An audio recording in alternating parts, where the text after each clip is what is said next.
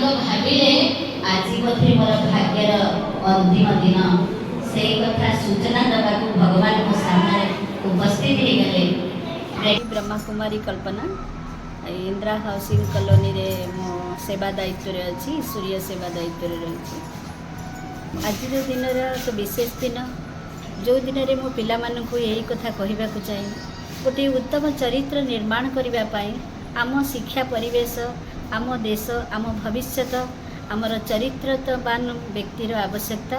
प्रत्येक पिला बहुत भल गुण धारण करंतु, चरित्रवान बनंतु, आम देशर उज्जवल भविष्यत को निर्माण करबा पाई से माने सदाबेल पाई लागी रहंतु। मते आज चेतना परिवार सहित मिसी बहुत भल लागिला। वास्तव रे एमाने केते त्याग करी पिला मानकु एमती पिला मानकु गाइड करी एते सुंदर शिक्षा सावधानी देकरी तैयारी करूचंती। मते तो बहुत भल लागिला। मु परमात्मा के पाखरे मई परिवार पाई कामना करूची, एमानकु समस्तंकु सुस्थ रखंतु, सुखी रखंतु, सदाबेले एमती शांत रे रही अनेक जनहितकार कार्यक्रम करी समस्त पिला मानकु सुख शांति रे भरपूर करंतु।